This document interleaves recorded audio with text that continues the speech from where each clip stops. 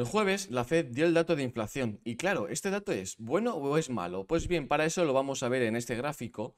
Bien, pero antes vamos a ver qué es la inflación. La inflación es la variación de precios desde un cierto periodo a otro. Es decir, por ejemplo, si vemos que la inflación desde 1980 a 1990 ha subido un 10%, significa que a lo largo de estos 10 años probablemente haya subido un 1% de manera general, hasta llegar a ese pico que tenemos de un 10%.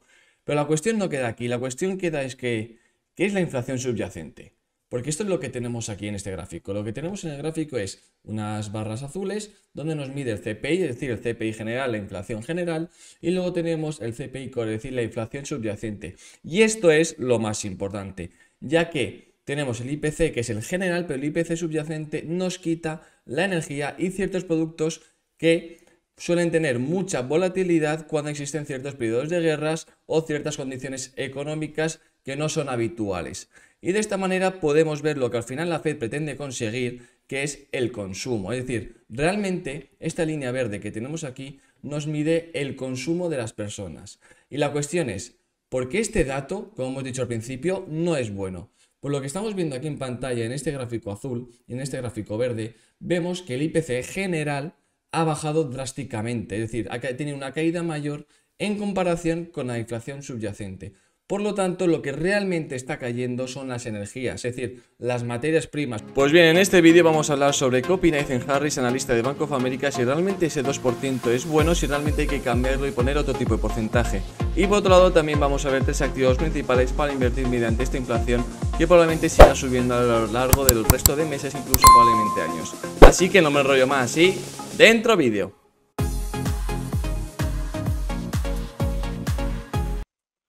Bien, a continuación vamos a ver lo que marcábamos del target del 2% en la anterior gráfica, de dónde salía y por qué probablemente no sea un buen dato, sino probablemente haya que cambiarlo. Y lo vamos a ver en este artículo. El título dice, no hay nada especial en el 2%. Bank of America dice que los banqueros centrales del mundo acaban de inventar su objetivo de inflación. Eso nos indica que probablemente es el 2% no tenga matemática detrás, no tenga tanta matemática o tanto sentido, sino realmente es un número para que no nos pasemos mucho en cuanto a inflación, pero tampoco nos acercamos mucho a cero. ¿Pero realmente es un buen número? Pues bien, lo que dice este artículo es, el objetivo del 2% de la Fed se adoptó oficialmente en 2012, pero la Fed y otros bancos centrales lo habían utilizado de manera más informal en medio de la alta inflación de los años 70 y 80. El objetivo ha proporcionado amortiguadores para los formadores de políticas al dejar espacio para reducir las tasas de interés durante una recesión y al mismo tiempo eliminar en gran medida el riesgo de deflación, dijo Bank of America. A lo largo de este artículo tenéis más acepciones sobre cómo explica esto, no quiero hablar más de ello en el vídeo, ya que lo voy a dejar en la descripción para que puedas acceder a ello y de esa manera hacer tu propio análisis y conseguir esos conocimientos tan importantes. Y lo que nos quiere decir es que es un buen amortiguador, está en un punto medio, lo que comentábamos al principio, para hacer una política restrictiva y no está en un estado deflacionario. Pero bien, ¿realmente es así? Pues lo que dice Ethan Harris es, creo que el 2% como objetivo artificial puede parecer un buen número, pero está tan cerca de cero y el problema es que a medida que llega al 2% podría llegar fácilmente al menos 2%. Podrías entrar en un mundo deflacionario donde no hay demanda y hay demasiados bienes. Esto es lo que nos comenta Ethan Harris, es su conclusión final, que el 2% si haces una política restrictiva muy fuerte para combatir la inflación como tenemos ahora, probablemente puedas estar en un estado deflacionario, lo que no beneficiaría para nada, ya que se necesita ese 1 o 2% para que la economía vaya creciendo poco a poco, como nos indica Ray Dalio con su gráfica. Y ahora vamos a ver cuáles son los tres mejores activos para invertir según la inflación. Así que vamos con ello. Bien, lo que tenemos aquí en pantalla es el primer activo, que es el oro. ¿Y por qué el oro? Pues bien, para eso lo vamos a comparar con el gráfico de la inflación y vamos a ver si realmente es bueno o no. Lo que tenemos aquí en pantalla es, en azul clarito tenemos el IPC. Vemos cómo la inflación ha ido variando a lo largo de desde 1976 hasta lo que tenemos ahora en 2022. Así como el oro, tenemos su gráfica en velas de rojas y verdes. Bien, ¿y cómo es su correlación? Pues lo que podemos ver es que el oro sube y aquí la tasa de inflación sube. La tasa de inflación baja y aquí el oro también baja. Y así podemos ver hasta casualmente esta zona aquí, 2008, desde la crisis financiera que se mantuvo constante hasta el 2020 de la COVID, donde parece sí que ha habido un parentesco, pero tampoco ha sido demasiado parecido, porque podemos ver que la inflación ha subido, pero realmente esto no ha subido tanto. Bien, ¿y esto a qué se debe? Pues bien, para que suba el oro tiene que haber unas tasas de interés positivas. ¿Esto qué quiere decir? Que la tasa de interés, es decir, lo que ponen ahora la Fed, que estamos en torno a un 4,5%, tiene que ser mayor a la inflación. Si lo que tenemos en cuenta ahora son tasas de interés negativas, porque tenemos el 4,5% del interés, pero tenemos un 6 y pico por ciento en la inflación. Por lo tanto, 4,5 menos 6,5 nos da una tasa de interés negativa de menos 2%. Esto nos indica que realmente el oro ahora no puede subir, no está aceptado en el mercado que pueda subir. Pero claro, si realmente lo pensamos, si sigue bajando la inflación y las tasas de interés siguen subiendo un poco, llegará un punto en donde las tasas de interés sean más altas que la inflación. Esto significaría que el oro puede ser un gran activo. Y lo que podemos ver aquí por análisis técnico básico es que tenemos este lateral de acumulación, ¿vale? Por volúmenes, simplemente por simplificarlo mucho, tenemos un rango de Wyckoff y tenemos aquí un engaño del profesional.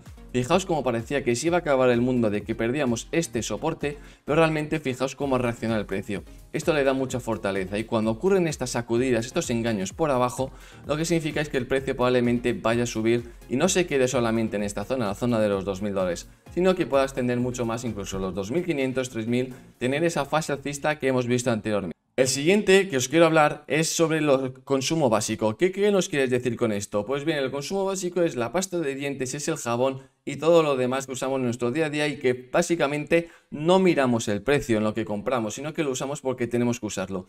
Y ya son empresas muy importantes como Procter & Gamble y demás, donde tienen una gran capacidad de fijar los precios. Esto significa que si la inflación sube, es decir, por ejemplo, tenemos el champú que vale 1,5, si la inflación sube, probablemente nos lo suban a 2 o a 2,5 euros y no podamos decirles nada. Y tengamos que ir a comprarlo porque tenemos que seguir duchándonos, al igual que si usamos un cepillo de dientes o si usamos la pasta de dientes. Por lo tanto, estas empresas que son grandes de fijador de precio y que son básicas para el consumo son muy importantes. Y para eso tenemos un gráfico que se llama el XLP, que es el ETF, donde representa este conjunto de empresas que es muy importante y que podríamos tener en nuestra cartera de esta manera para invertir a medio plazo, porque probablemente tengamos una inflación más acelerada en los siguientes meses, incluso algunos años. Bien, y vamos con el último. Mi pregunta es, ¿cuándo alguna vez nos han bajado el alquiler a pesar de la inflación? ¿O cuándo nos han bajado el alquiler cuando han venido buenas noticias económicas? La respuesta es nunca. Es decir, teníamos la inflación con Ucrania y algunos, que yo tengo compañeros, les decían, no, es que con lo de Ucrania hemos tenido que subir un poquito el alquiler, es decir, de 250 probablemente pasar a 275. Pero es que incluso cuando hay buena actividad económica, cuando hay una buena economía, suben los alquileres. ¿Por qué? Porque la gente puede gastarse más, por lo tanto, probablemente un alquiler que vale 250 pasa a 300 euros.